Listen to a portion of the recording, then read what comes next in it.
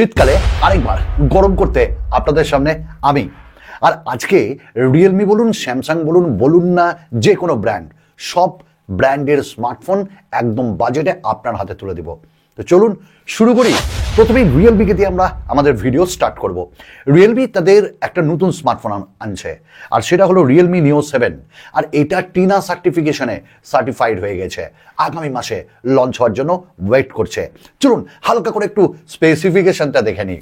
তো প্রথমেই 6.67 ইঞ্চেসের একটা 1.5K ফ্ল্যাট অ্যামোলেড 120 হার্টসের ডিসপ্লে থাকবে মিডিয়াটেক ডাইমেনসিটি 8400 ম্যাক্স, 50 মেগাপিক্সেলের ক্যামেরা, 2 মেগাপিক্সেলের রেয়ারে, আর 7000 mAh ব্যাটারি। তবে 2025টা স্টার্ট হচ্ছে রিয়েলমি বা অন্য কোনো ব্র্যান্ডের হাত দিয়ে ব্যাটারিতে ইনোভেশন, অর্থাৎ 7000 mAh। এবার বোধহয় আরও বড় বড় ব্যাটারির স্মার্টফোন পাবো। এই স্মার্টফোনটার দাম 30,000-এর মধ্যে থাকবে। আমরা চলে যাবো এবার নেক্সট আমাদের নিউজে। আর নেক্সট নিউজ হলো স্যামসাংকে দিয়ে, যারা আপনারা ওয়েট করেছেন এই তো স্কিপ স্যামসাং A56 দেখার জন্য। হ্যাঁ, স্যামসাং A56 একদম বাজেটে বাজিমাত ঝড় ফ্ল্যাগশিপের মার্কেটে। তবে কতটা ফ্ল্যাগশিপ বলতে পারবো আমার জানা নেই, তবে স্যামসাং লাভার্সদের জন্য, স্যামসাং প্রেমীদের জন্য এই স্মার্টফোনটা দুর্দান্ত। স্যামসাং A56 এবং A36। আজকে কথা বলছি A56 নিয়ে। এর যে পেছনের লুক সেটাও চলে এসছে, সামনের লুক সেটাও চলে এসছে। সব থেকে বড় কথা এর স্পেসিফিকেশন এবং প্রাইস চলে এসছে। স্যামসাং A56-এর ফ্ল্যাট অ্যামোলেড একটা ডিসপ্লে থাকবে 120 হার্টসের, থাকবে এক্সাইনস 1580 চিপসেট, থাকবে 50+12+5 মেগাপিক্সেলের ক্যামেরা এবং 5000 mAh ব্যাটারি, 45 ওয়াটের ফাস্ট চার্জার আর মেটাল ফ্রেম থাকবে। তবে দুঃখের ব্যাপার, স্যামসাংও এবারও বক্সে কোনো চার্জার দেবে না, আর 45 ওয়াটে আটকে থাকলে হবে। আর এক্সাইনস 1580, এক্সাইনসের চিপসেট ন্যাচারালি বেসিক্যালি আমার ভালো লাগে না, কিছুদিন পর একদম জিপ বের করে দেয়। বাকিটা আপনাদের উপর। 35,000-এর নিচে এই স্মার্টফোনটার দাম হতে চলেছে। আপনাদের যাবো নেক্সট খবরে। নেক্সট খবর আইফোন।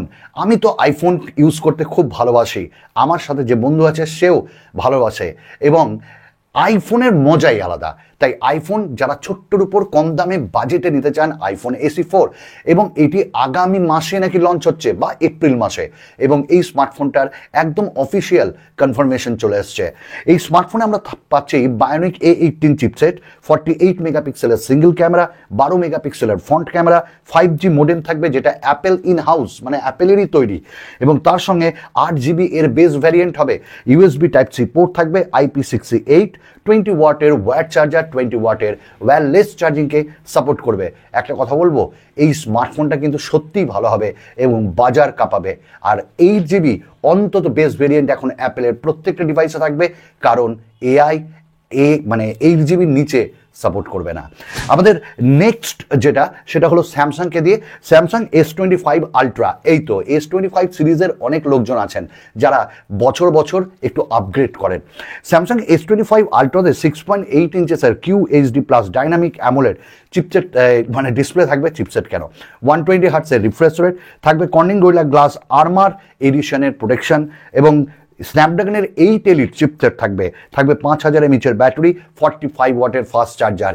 এবার ক্যামেরার জন্য প্রস্তুত হন।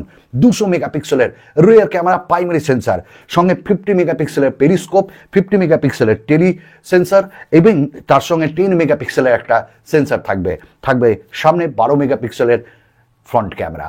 দুর্ধর্ষ স্মার্টফোন, দুর্ধর্ষ, দামও হবে দুর্ধর্ষ। আমাদের লাস্ট 3টে আপডেট দিয়ে আমরা শেষ করে দেবো। প্রথম আপডেট হলো OnePlus-এর 13 মিনি, OnePlus 13 and 13R, তার সঙ্গে মিনি।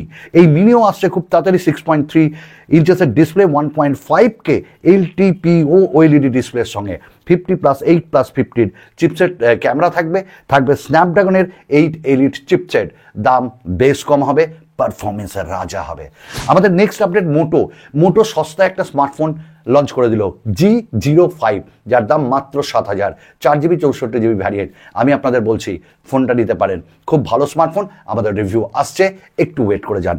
এবং এটিতে 6.67 ইঞ্চেসের HD+ 90 হার্টসের display, Corning Gorilla Glass 3, MediaTek Helio G81, UFS 2.2, এবং 50 এবং 8 মেগাপিক্সেলের ফ্রন্ট ক্যামেরা, 5200 mAh ব্যাটারি, 18 ওয়াটের চার্জার।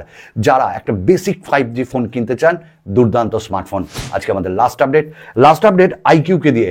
আইকিউ এবার কাজ করছে জেট সিরিজের ওপর, এবং পরপর ধারাক কয়েকটা স্মার্টফোন লঞ্চ করবে iQOO Z10, iQOO Z10X, iQOO Z10 turbo এবং আইকিউ Z10 টার্বো প্রো।